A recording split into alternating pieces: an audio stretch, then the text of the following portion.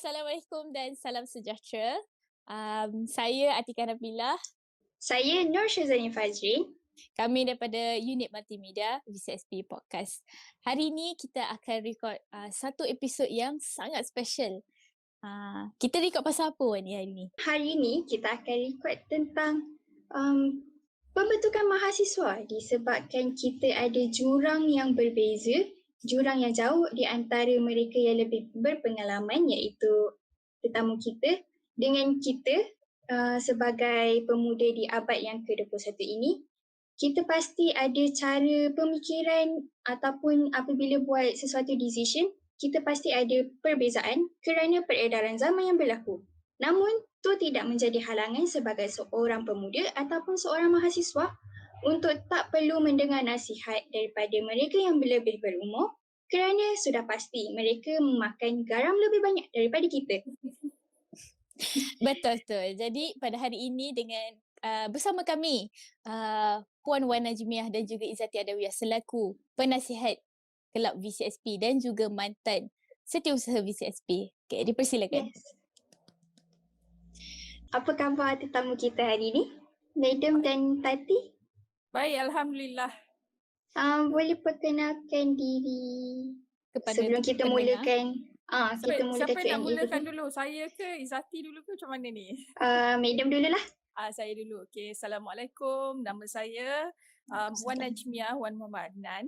Saya adalah seorang pensyarah bahasa Inggeris di UiTM Terengganu. Saya berpengalaman mengajar lebih 15 tahun, saya tak ingat. Bila saya start mengajar, dah tak ingat dah. 15, 16 ke 17, tak ingat dah. Lama dah. Saya rasa saya start mengajar tahun 2004-2005. Saya mula mengajar di swasta di Kuala Lumpur. Kemudian saya mula-mula tak mengajar. Saya mula-mula bekerja di salah sebuah syarikat di Kuala Lumpur lah. Lepas tu kerja dalam 2 tahun setengah macam tu. Lepas tu saya balik Terengganu mengajar tapi di college. Lepas tu sambung belajar mengajar di Kuala Lumpur untuk beberapa tahun. Lepas tu baru balik ke Terengganu dan mengajar di UiTM sampai sekarang. Wow. Jadi itulah. Hebat. Assalamualaikum and hai. Nama saya Izzati Adawiyah binti Sahal Al-Ayah Sahad. Saya merupakan pelajar semester 5 dan saya juga selaku mantan setiausaha Kelab VCSP. Alright, terima kasih. Sebelum kita mulakan podcast ni, saja nak tanya, semua sihat ke? Macam mana dengan ODL ni? Sebagai lecturer dan sebagai pelajar. Teringin nak tahu apa beza pengalaman. Pengalaman ODL, sangat mencabar. Lecturer ni dia pengalaman dia lain, berbeza sikit lah daripada pelajar kan. Sebab kita yang memberi input kepada pelajar terima input kan. Betul. Tapi macam sebab sebelum ni kita banyak face to face walaupun kita ada blended learning, tapi blended learning tu berapa minggu je kan, awak memang betul blended learning. Tapi semua tiba-tiba semua sekali 100% macam tiba-tiba blended learning all the time kan. So betul. Sebelum ni kita boleh tengok face to face, boleh tanya soalan, kalau muka berkerut ke kita boleh nampak dalam kelas. Sekarang ni macam nak tengok kelas mana nampak muka awak pun, muka kartun je gambar. Itulah kalau masuk Google Meet pun semua mute. Faham ke tak? Makan ke? So macam struggle lah juga in terms of Faham. Nanti boleh share sikit pengalaman sebagai pelajar ODL ni. Sebagai pelajar macam ODL ni bagi saya agak bagi saya okey kot.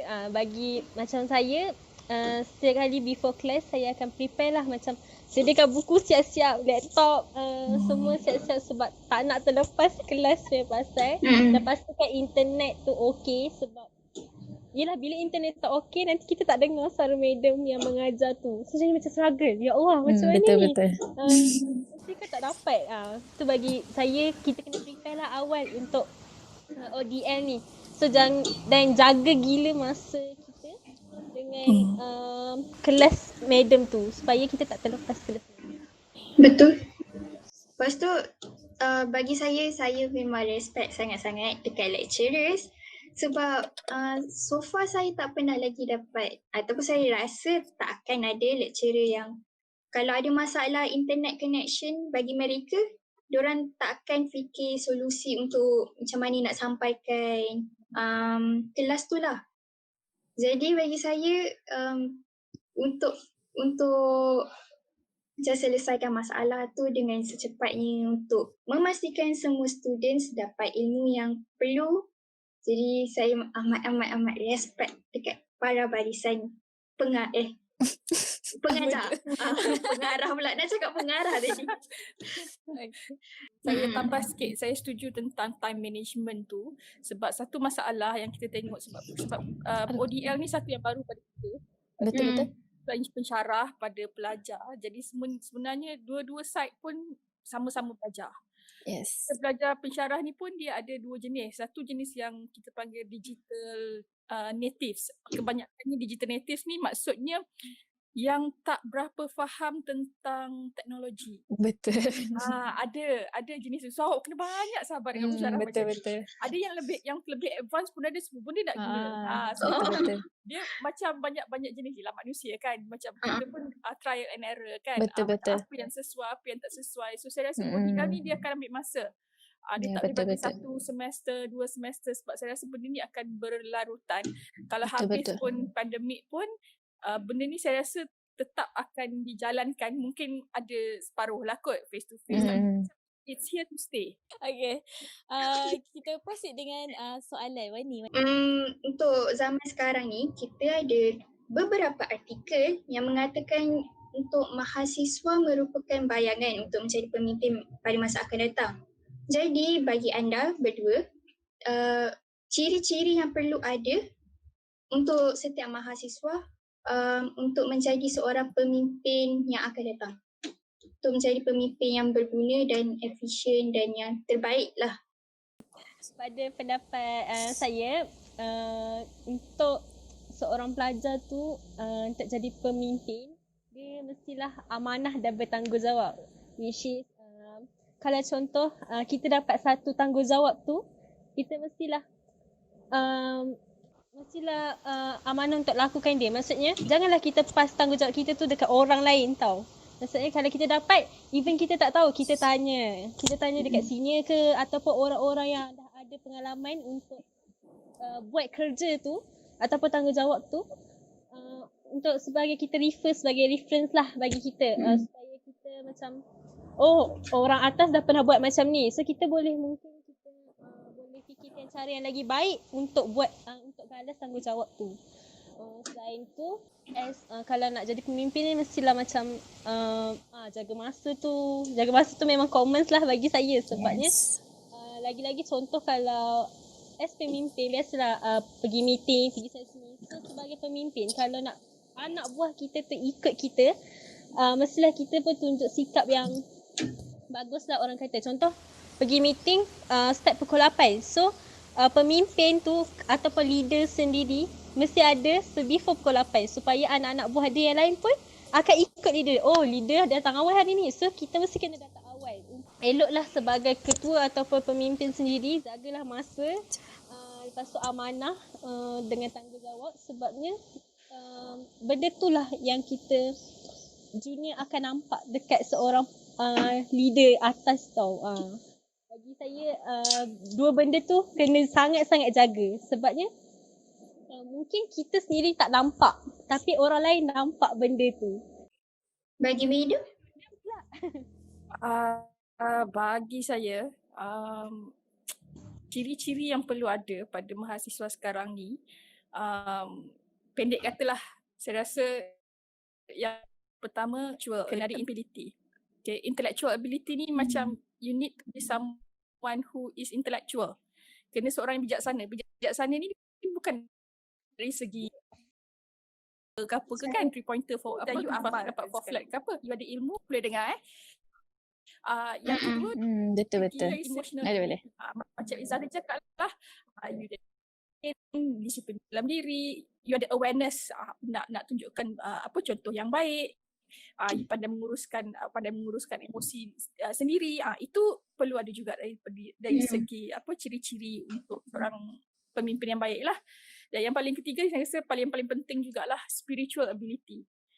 Kena tahu ground kita kat mana, pegangan agama kita kat mana, moral kita ada ke tak. Sebab kalau tengok sekarang pun kan, tapi tengok pemimpin sekarang, kalau tengok pemimpin yang baik adalah pemimpin yang pandai, yang bijaksana, yang tak terlalu emosional, dan dia ada spiritual rohanian yang itulah pada pendapat saya. Okay, so Madam dan Tati dah ekspreskan ciri-ciri ideal untuk bagi seorang mahasiswa. Boleh tak bagi cadangan ataupun tips untuk orang yang dia rasa macam dia baru nak start ubah diri dia for a better. So agak-agak mana nak start ni? Kadang-kadang ada orang dia kata dia nak berubah tapi dia tak tahu where to start. Macam mana nak berubah? Satu, betulkan niat dululah. Kalau macam niat berubah kan. Tapi kalau tak ada niat, tapi kalau kita tak tak continue dengan just ada niat je tapi tak diamalkan apa yang kita niatkan tu pun tak boleh juga. Contohnya kalau kita okay, nak datang awal kelas lepas ni, nak masuk kelas awal, kelas pukul 8:45 dah start berkobar. Lepas tu the next day sama. Tapi jangan putus asa lah. Maksudnya kalau tak boleh hari ni, buat juga. Sebabnya dia perubahan dia tak boleh jadi sehari je. Dia kena berterusan. Maksudnya kalau kita tak boleh berubah hari ni, kita cuba lagi untuk berubah untuk esok dan seterusnya lah. Kalau macam konsisten, perubahan tu banyak tau. Kita tak nampak kita nak berubah macam instant, macam sekejap hari ni nak berubah, esok nak terus jadi lain, tak boleh. Dia sikit-sikit. Jadi kita kena sentiasa cuba untuk berubah dulu. Itulah. Okay. Izzati? Kalau saya, betul lah saya setuju dengan Madam cakap tadi yang kalau niat semata-mata memang benda tu tak jalan. Kita macam kena usahakan untuk berubahlah. Macam contoh assignment. Okay, assignment biasanya kan ada due date. Dan kita ketahui sebagai student ramai yang suka buat kerja last minute. Lagi-lagi assignment ni. So macam mungkinlah ada student yang nak buat. Lagi-lagi dah last semester macam saya dan Atika.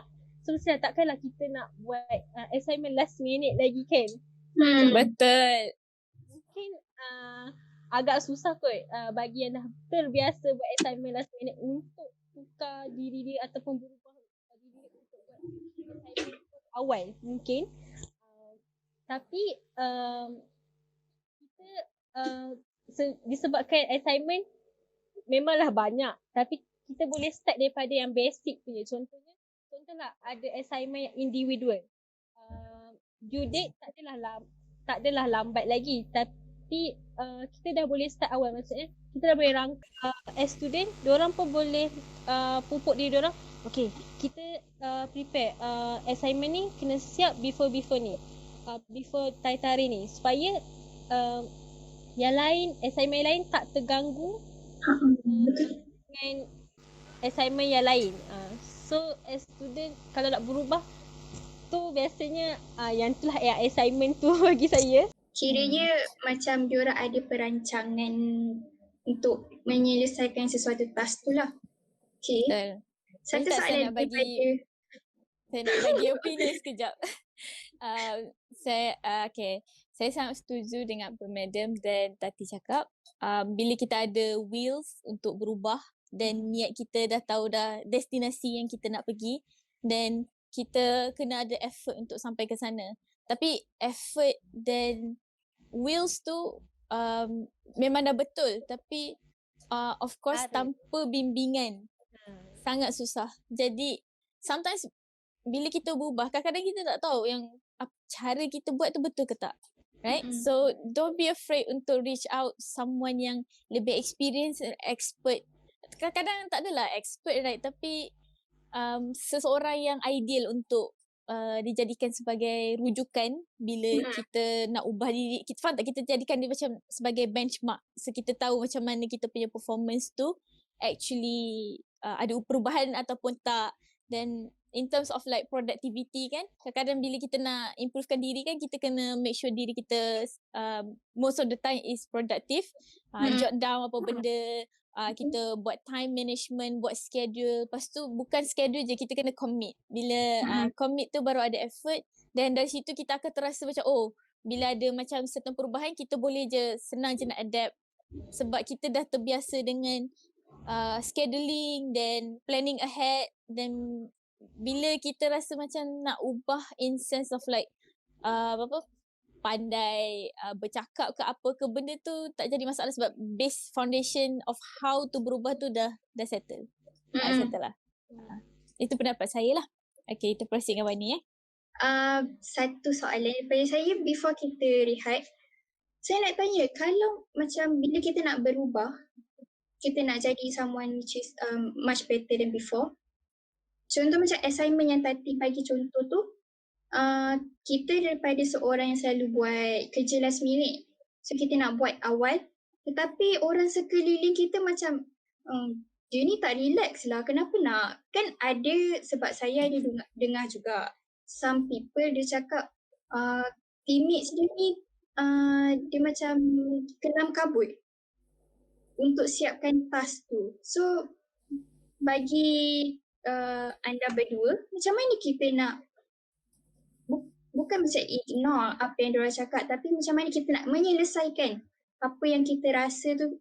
Maybe kita akan rasa macam teruk ke kalau buat kerja awal, teruk ke perubahan untuk saya berubah ke arah lebih baik ni. Jadi macam mana kita nak mengatasi macam tu? Pada pendapat saya lah, kalau macam kalau kita dengar cakap orang, memang kita tak boleh buat kerja apa. Kalau kita start dengar cakap orang, kita memanglah orang akan bercakap, sentiasa bercakap. Kita kena pandai tapis apa yang elok yang orang cakap dengan apa yang negatif yang orang cakap. Kalau bermula start daripada awal tu, memang eloklah, sebab sebenarnya start awal ni dia ada masa. Sampai kadang-kadang tu ada setengah tu memang dia buat last minute, kerja dia elok je, tapi bila start awal macam kerja dia macam baik aku buat last minute daripada buat awal, sama je. Kan. Tapi bila awak buat awal, benda tu mungkin sekarang tak nampak, tapi perubahan dia tu sebenarnya ada. Contohnya awak akan baca lebih banyak. Lebih banyak proses membaca tu lagi banyak. Proses menulis tu lagi banyak. Bukan untuk assignment tu je, tapi untuk dalam jangka masa yang panjang, proses-proses tu yang membentuk kecerdasan otak. Macam gitu lah. Betul. Sebab benda tu yang bila kita sentiasa membaca, bila kita sentiasa otak kita sentiasa berfikir, itu yang menunjukkan otak kita tu otak yang sihat. Jadi benda-benda macam ni kadang-kadang student tak nampak. Memang takkan nampak, otak pun kita nampak. So benda-benda macam ni, kecil-kecil macam ni, you will realise it once you grow older. Kematangan tu datang daripada situ. Betul. Kematangan. Sure. Madam, saya nak bertanya, waktu Madam belajar bahasa dulu ada tak involve dengan aktiviti kelab ke, benda-benda yang sebagai mahasiswa? Oh, pernah. Saya dulu sangat aktif masa saya buat degree dululah. I was in UIA and I was very active sebagai apa? Tak ingat jap kelab pun tu. It was called Steadfast Student Facilitator Team. Student Facilitator Team ni maksudnya untuk universiti tu, di mana kita pergi ke tempat-tempat, macam bukan tempat lah, sekolah-sekolah, kita reach out pada orang luar, pergi sekolah, pergi bagi motivasi. Tapi bukan tu sajalah, maksudnya ada juga aktiviti-aktiviti dalaman untuk develop soft skill. So I think lebih kurang macam BCSP jugalah. Dan saya sangat saya rasa kebanyakan masa saya masa di universiti tu banyak dihabiskan bersama kelab tersebut. Penting kelas. Faham. Dedikasi. Sangat berdedikasi dan kami sangat rapat lah. orang tu macam sangat bekerjasama lah antara satu sama lain lah. Dan saya rasa produk hasilan daripada kelab tu sendiri sekarang ni banyak yang berjaya, Alhamdulillah. Alhamdulillah. Ada yang kerja very established, yang dah masuk khabar, yang dah kerja Wah. dekat merasa-rasa lah banyak yang dah jadi big names in Malaysia. Kalau saya sebut mungkin kenal tapi tak payahlah sebut, nanti kan baik. Tapi some of them are very big names in Malaysia yang selalu keluar TV, saya ni. So macam produk tu awak akan nampak produk berkesatuan ni. Sekarang tu tahu. Tapi masa datang, kita tak tahu. Awak ni mungkin jadi orang besar negara, kita tak tahu. Betul. Saya dah lalui benda tu dan saya nampak depan mata saya sendiri macam mana dulu, dia ni dulu ingusan je bawah aku je. Arah-arah je buat kerja. Dulu arah-arah je. Sekarang wah dah kerja dekat Istana Negara contoh. Macam tu. So macam wah kita pun macam tumpang bangga lah. Kenal orang-orang macam ni kan. So kita tak tahu sifat kepimpinan tu sebenarnya dibentuk dari zaman universiti melalui kelab dan persatuan. Betul. Betul. Tati nanti dah jadi CEO company, jangan lupa taja VCSP. Bagi tajaan sikit untuk special project kita. Betul. Tati pula, did you have fun masuk kelab VCSP ni? Masa Tati jadi Seki dulu, jawatan ni Seki SU. Sebab SU yang dulu bagi Tati dia sangatlah tegas dan garang sebenarnya. Betul, saya setuju. Betul. Salah, dia point out je terus. Dia cakap ni salah, memang confirm salah. So macam Tati belajar lah daripada dia. Banyak dapat input dari dia. Apa yang dia bagi memang Tati dapat lah. Sebabnya dia tak swap tau. Dia macam okay, dia bagi Tati tengok dulu benda tu. Boleh ke tak buat? Kalau tak boleh barulah reach out dekat dia. Tanya dia macam mana nak buat. Yang banyak bantu Tati pun dia lah mantan SU yang dulu, Faris. Dua orang tu antara orang-orang yang sangat membantu Tati dalam pegang jawatan SU yang baru. Sebab masa mantan dulu dia intern awal. So macam Tati naik awal macam tu. Sebab SEM 2 Tati dah macam handle yang bawah-bawah dah. Tati dah pegang cepat jawatan tu. Jadi dia biasa Tati macam ajar diri. Takkanlah Tati nak harapkan yang mantan dulu. So why not Tati try berdikari benda tu, belajar juga benda tu. Even mula-mula memanglah susah. Sebab yelah benda kita tak biasa. Tiba-tiba kena buat report. Banyaknya kena. Tiba-tiba kena kena meeting sana sini. Benda yang kita tak biasa. Tapi macam Tati fikir, tak apa, kita buat je. Sebab tahu benda ni akan bagi impact untuk in future. Macam Madam cakap tadi. Macam kawan-kawan Madam pun sekarang dah berjaya. Sebab Betul. Dulu time sekolah pun selalu libatkan dengan aktiviti macam ni. So nanti fikir macam senang bagus kita libatkan dengan aktiviti macam ni. Tapi mindset kita lah. Takkan kita nak buat je kita kan. Betul. Independent lah sendiri. Lagipun macam universiti ni, aktiviti-aktiviti yang diadakan di universiti ni sebagai macam ni perantaraan antara sekolah, vibe, environment masa zaman sekolah dengan zaman uni amatlah berbeza. University life ni dia macam ke arah ke dunia yang nyata. Kita banyak involve ke arah perkara-perkara yang sering dilakukan sebagai seorang dewasa, macam handle event, pergi besarkan bubble, reach out orang-orang yang boleh, yang expert and experience untuk dapatkan input-input yang berguna. So amatlah macam bukan wajib tapi digalakkan untuk semua students menjadikan universiti ini dan menghargai segala yang seseorang itu dapat di universiti ini dengan sebaik-baiknya. Betul. Saya personally macam Tati memang masuk kelab. Saya bila saya masuk kelab ni usually saya aim that sebab saya fascinated by 5+1 pillars tu. Saya macam, betul ke kalau saya masuk kelab ni saya dapat 5+1 pillars ni? Macam tu. Saya rasa macam, okay, I mean not bad. Sebab saya rasa macam bila saya nak masuk alam kerja nanti, sebab saya jenis yang macam tengok jauh sikit lah. Bila saya nak masuk dalam alam kerja, mestilah saya kena ada management skills dan saya rasa 5+1 pillars is very, very perfect for me. Like, okay, I need it. Lagi-lagi saya punya communication skills is so bad waktu tu. Masa tu saya masuk, ada interview kan, saya macam, masuk ni sebab saya nak improvekan lagi saya punya communication sebab saya memang dulu a bad speaker. I really cannot socialize myself. I mean introvert, extreme introvert to be exact. Saya tak keluar rumah sebulan pun no hal. Dan tak bercakap dengan orang sangat pun tak ada masalah. Saya boleh entertain diri saya. Tapi it's not a good thing when it comes to bekerja. Because environment bekerja, communication is very important. And kalau takut ada benda overlap, bila contohnya ada project, so I have to get out of my comfort zone. So in hoping, masuk kelab ni dengan berubah. Well, to be honest, it's not exactly like, bukan yang masuk macam, okay, nak masuk kelas ni, kita masuk, dapat terus macam tu. No, it comes in different kind of experience. Dia bukan yang macam masuk-masuk ada orang ajar macam dia nak communicate kan. Dia macam through macam managing events kan, kena reach out kepada certain orang, ajar kita untuk bekerja secara professional. And benda tu dia jadi catalyst kepada perubahan yang saya inginkan. Saya macam, okay, masa initially I want to change my social skills kan.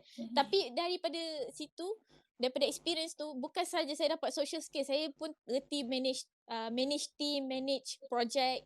Lepas tu saya boleh think of idea of events yang bersesuaian dan selari dengan kelab ke. Things like macam originally saya masuk just satu benda je, but in the end I came up with a lot of things. So it's not a bad thing bila masuk kelab. Macam saya masa semester 2 pun saya tak expect pun jadi seki ke exco. Memang saya tak fikir apa-apa. Saya just masuk sebab niat tu je. Tiba-tiba Faris kata dia nampak potential in me, and I'm like, okay, I guess that's a good thing. Dan disebabkan ketua multimedia pada waktu tu pun tak berapa kata tech savvy sangat, jadi saya yang kena step up my game, and I handle a lot daripada situ. Dan saya rasa macam saya yang buat kerja seorang, tapi not exactly sebab still ada orang lain yang backup ajar saya macam mana kan. Tapi waktu tu saya still takut lah macam, apa saya buat ni betul ke apa yang ketua nak ke apa, masih takut. But once bila saya jadi ketua multimedia masa semester 3 tu, I already know my vision. So I said, okay, saya nak make sure that a lot of people know about VCSP. So idea macam nak buat YouTube, nak buat podcast, semua tu, dia automatically came because I already know what to do and I can carve out the path lah. And dekat situ baru first time saya ada experience, saya ada anak buah. So saya belajar daripada jadi anak buah orang kepada jadi ada anak buah, dan saya belajar both ways, sebagai anak buah dan sebagai ketua.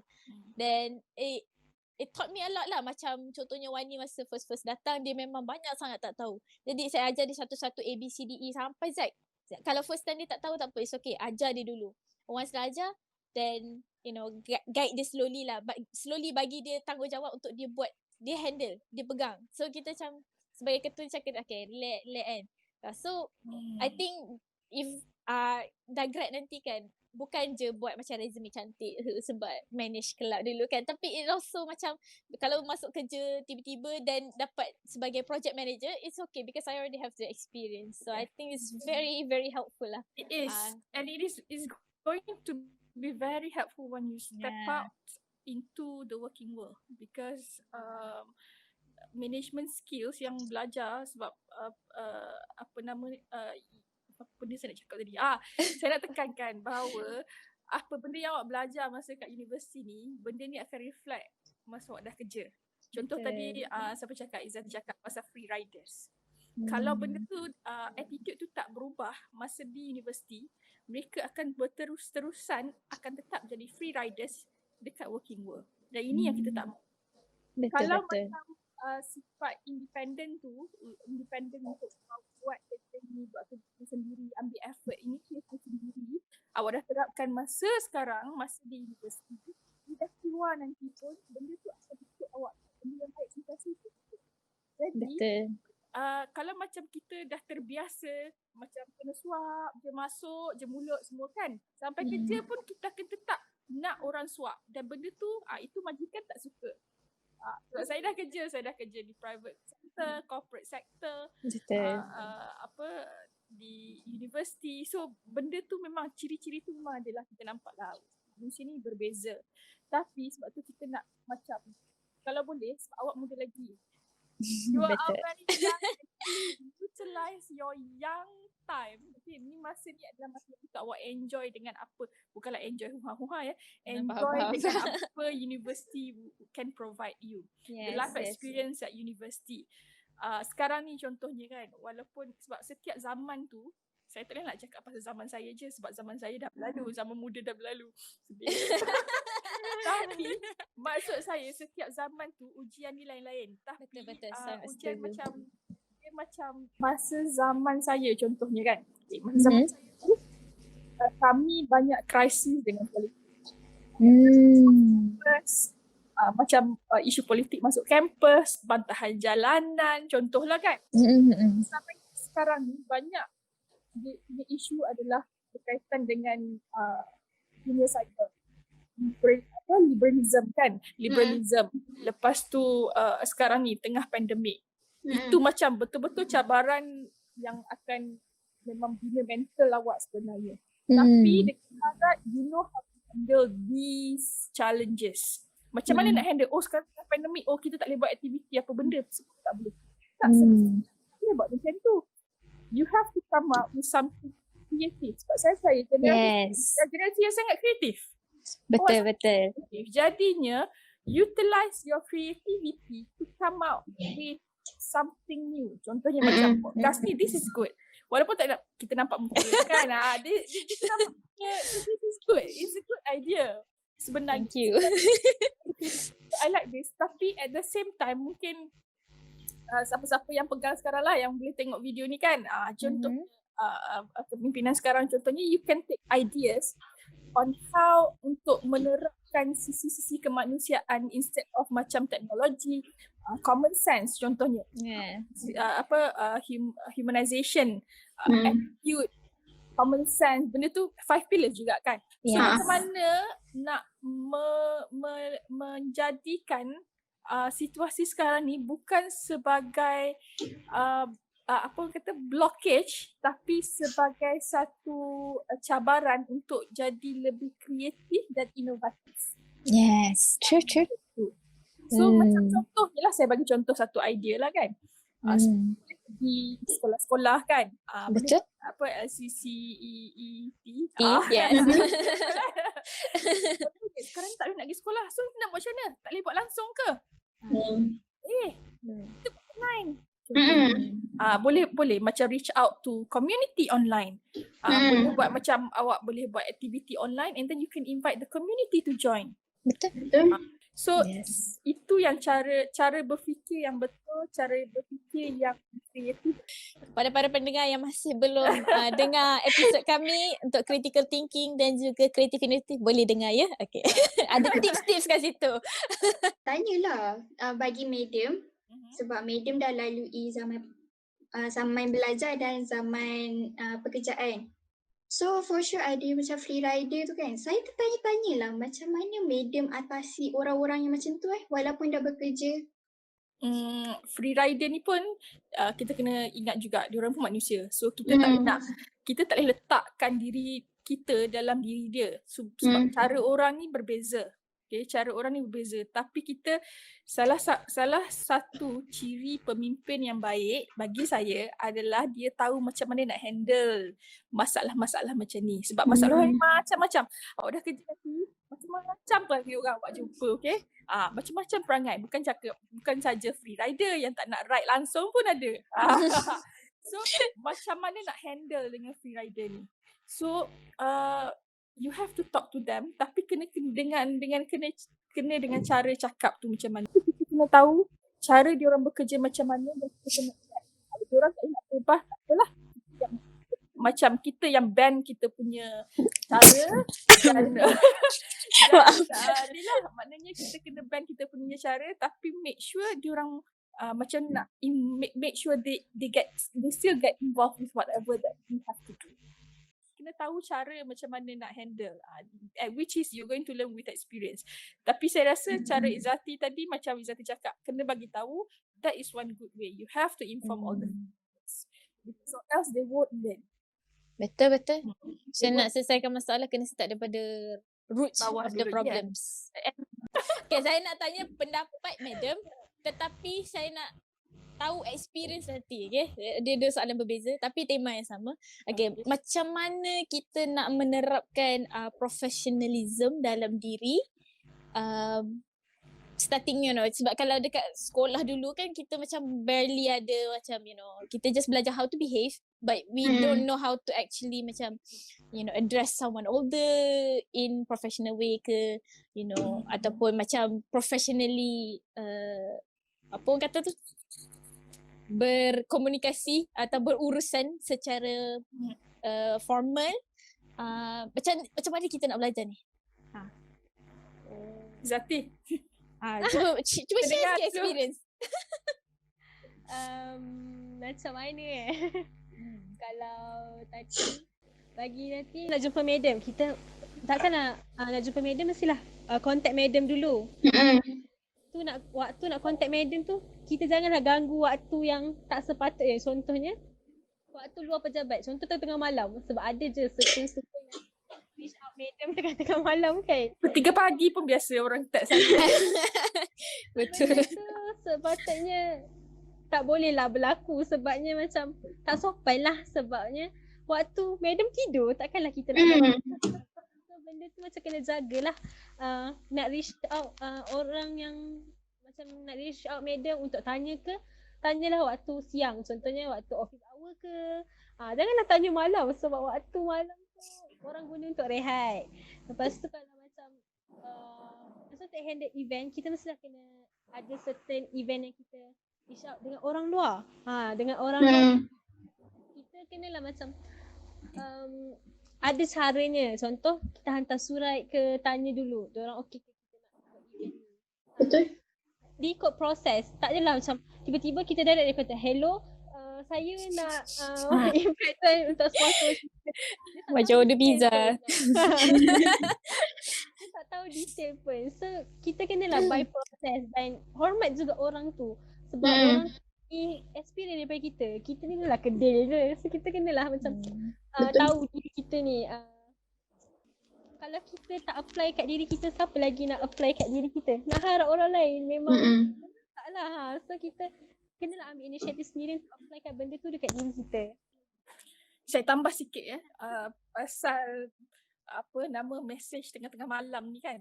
Dia dua jenis sebenarnya. Saya dia pensyarat dari segi point of view pensyarat saya. Kalau benda ni berlaku, saya pernah masa face to face lah, zaman-zaman face to face kan. Sekarang Betul. baru kan. Zaman-zaman face to face tu saya sangat pantang pelajar saya text saya malam. Because for me, working hours is during working hours. So you can text me 8 to 5 every day. Okay? Anytime during 8 to 5, I will entertain you. After that, you will have to wait the next day. Tapi pada zaman sekarang, which is the pandemic time, is a different case. Yes. It's a different case. Because we can understand the situation of students yang kadang-kadang memang kita meet lah relasi 24 hours instead of macam dulu memang kita mengajar 24 jam. Jadi students dia akan text malam, tapi janganlah sampai pukul 3-4 pagi kan. Walaupun saya tahu masa tu jauh ada internet, tapi WhatsApp sebenarnya boleh lagi guna siang hari kan. Tapi macam pensyarah ni pun dia ada masa nak rehat semua. Tapi saya mungkin dia ada dua jenis lah pensyarah ni. Ada yang setengah memang dia very strict lah, jangan text malam pun semua. But for me, during this pandemic time, I don't mind my students texting me at any time. Nak text malam ke, if I have time, I will reply. But don't Kalau awak berani start saya pukul 3 pagi, saya pun akan berani start awak pukul 5 pagi. Oh.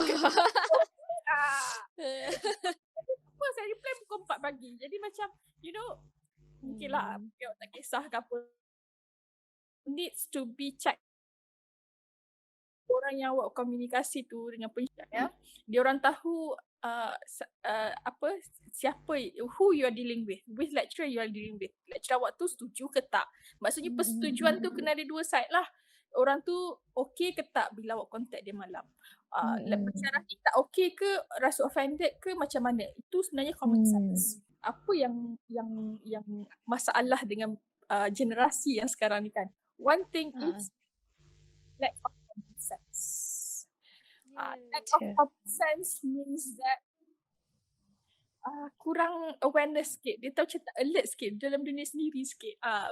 Dalam dunia sendiri, buat hal sendiri, anyut. Ya, itu yang geram tu. So kena ada check and balance lah. You must have check and balance with whomever that you are dealing with. Whether it's lecturers, whether orang luar, you kena ada common sense apa benda nak buat. Fikir dulu sebelum buat. Jangan buat dulu baru fikir, cakap dulu baru fikir. Itu masalah. Itu boleh mengundang kepada masalah yang lebih besar juga. Betul. I think with ODLs, a lot of people, especially macam, working people or even students, they're like having a little bit of a trouble to separate work and life balance. So dia sometimes maybe itu more challenge kan. Yes, emotional challenge as well. So ini yang menyebabkan saya tak tahulah pensyarah-pensyarah lain, tapi macam tapi ini yang menyebabkan ada sesetengah pensyarah dia jadi emotional bila dia tapi cubalah untuk memahami. Sesuatu saya cakap, zaman waktu sekarang adalah waktu what we call that unprecedented. Yes. Tak expect benda ni akan berlaku pada sekarang. So is learning from the process, and it's going to take a very long time to get there where we want to go. Lepas tu bagi saya lah, kita kenalah fikir lecturer pun manusia juga, lecturer pun family juga. So diorang pun nak spend time dengan keluarga, dengan sendiri, nak rehat tu semua. Mesti Syoki lagi tau. Ada yang kawan saya dapat call terus. Dia desperate. Like common sense. So you have common sense. Common sense. Tak tahu common sense apa, Google ya. Aduh. I feel bad sikit lah for lecturers, especially like macam lagi-lagi waktu malam saya ada soalan kan. Kecuali macam contoh kalau ada lecturers yang fine if I message malam then it's okay. Tapi kalau lecturer yang macam available waktu kelas saja, like that's the only way untuk contact. And then I will like list a lot of soalan and then bombat macam kesian pula random tu betul dalu kan. Okay, itulah nak buat macam mana. I have to give credits where credits are due. Saya rasa mahasiswa sekarang ni kebanyakannya ada daya tahan yang sangat tinggi sebenarnya. Bukan semua lesu. Okay, daya tahan yang sangat tinggi, especially I've noticed during this pandemic lah. Masa sebelum ni tak berapa nampak sebab kita pun kan. Tapi saya rasa I have to salute you guys because some are very resilient. You tahan kena bebel, you tahan dengan kelas online, you tahan dengan internet tak betul. So itu sebenarnya pun membentuk kepribadian dan jati diri yang sangat means that it helps you to what do you call that membentuk mental yang kuat. Mental capability. Mental ability yang sangat kuat, which is something that is not easy to do, and it's a very difficult time for students these days. Okay, satu benda yang sangat mencabar yang kita sebagai yang pun susah nak adapt benda macam ni. Ini kan pula student. So saya senang pasal benda tu because you all have daya tahan yang sangat tinggi.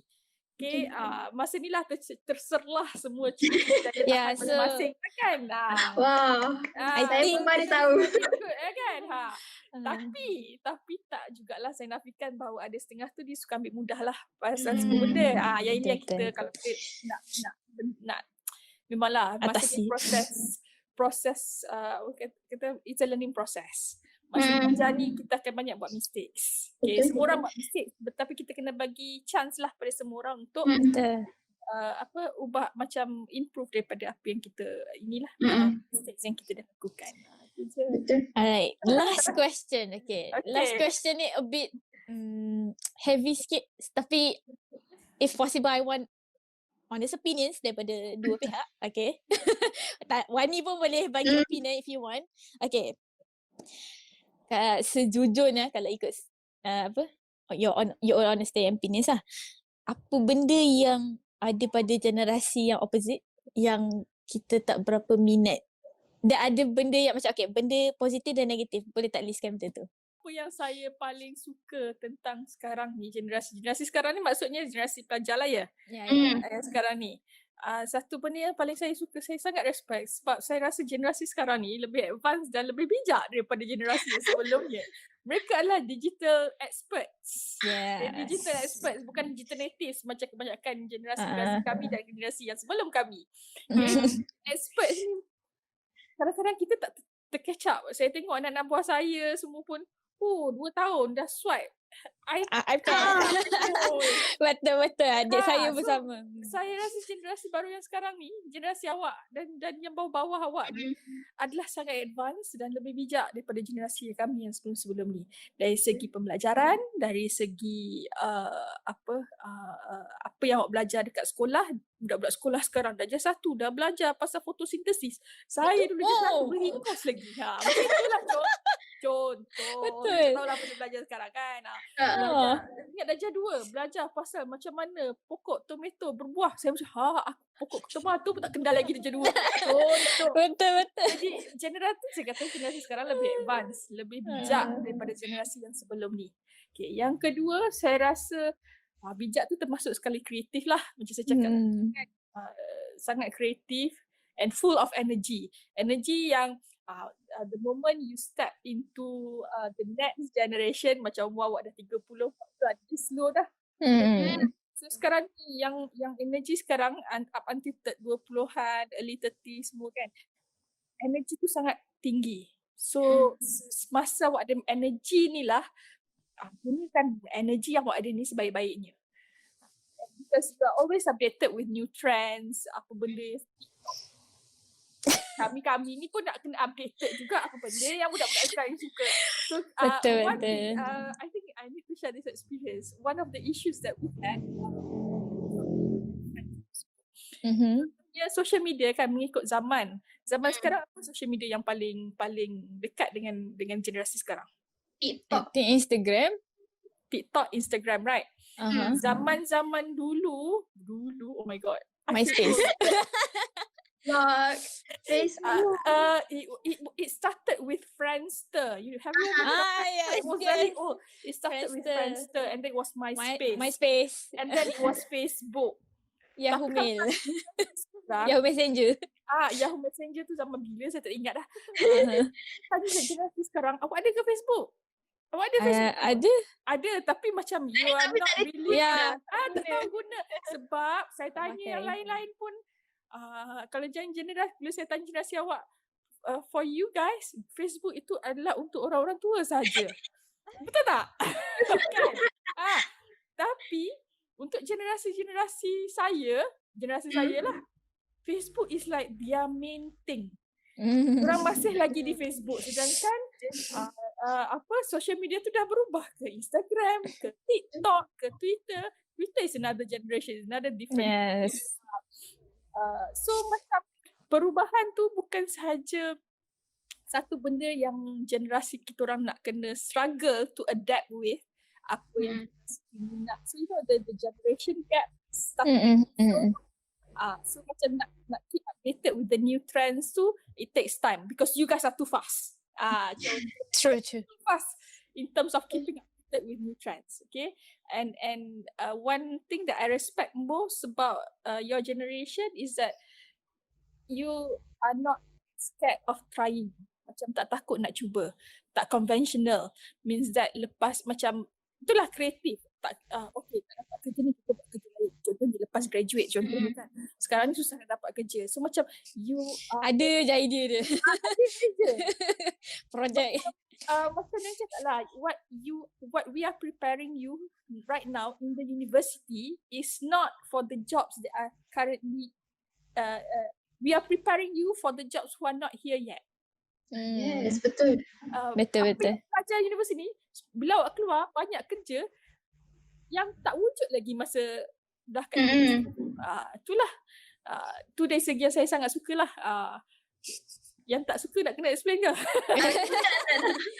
Boleh je Bukanlah tak jadi suka. macam reflektif. Reflektif tu bukanlah in terms tak suka, in terms of what you guys can improve lah. Yes. The first one macam I mentioned just now, lack of common sense. Benda tu bukanlah saya kata semua orang, semua generasi sekarang semua ni. Tak adil lah macam tu kan. Sebab saya tak kata semua. Yes. Tapi kurang interaksi yang bersifat lebih kemanusiaan. Maksudnya bila kita dah macam banyak digital, cabarannya ialah dia kurang human touch tu kurang sikit. Betul. Kurang human touch, macam especially like you said, dengan orang yang lebih dewasa, dengan guru, semacam kena ada check and balance kat situ. Betul. Lepas tu another one is in terms of ini produk ni panas ni kalau saya sebut. Tak apa, madam. Entitlement. You know the meaning of entitlement? The feeling individualistic. Individualistic means that I deserve everything that the world has to offer. If I want this, I should get this. That's entitlement. You think you deserve everything. I can get everything I want. Dia macam gelojo lah. Dia macam dia narcissistic. Dia rasa dia bagus sangat. Dia rasa dia berhak untuk dapat benda ni. Kalau This dari is segi opinion, okay? negatif, It's okay.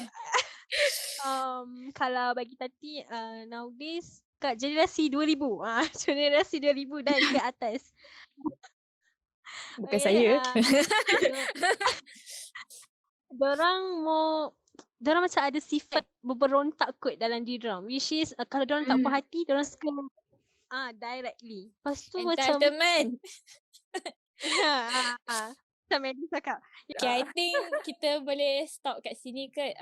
Terima kasih banyak-banyak pada Madam dan juga T sebab sudi luangkan masa. Hopefully benda yang kita bincangkan ni boleh dipakai dalam kehidupan kita yang biasa lah. Macam bukan dalam alam universiti je, but also bila kita dah tua nanti, we also have to learn and adapt dengan generasi akan datang. Hopefully benda ni jadi satu refleksi lah untuk for everyone yang mendengar. Kesimpulannya saya rasa just utilize your youth. Maksudnya masa ni masa awak untuk belajar. So belajar ni bukan dari segi ilmu ni boleh dapat di mana-mana. Okay, tapi ilmu dekat universiti ni something yang awak tak boleh nak cari dekat tempat lain. Jadi sebenarnya kita belajar tinggi ni bukannya untuk dapat gaji tinggi semata-mata. Bukan kata saya nak belajar ilmu. Ilmu memanglah boleh cari kat mana-mana. Tapi perbezaan dengan ilmu yang awak gain dekat universiti sekarang ni ialah awak akan jadi lebih pandai dan peka. Peka maksudnya aware. Belajar ni buat otak kita sentiasa berfikir. Dan macam yang saya kata, bila otak kita sentiasa bergerak, itu tandanya otak yang sihat.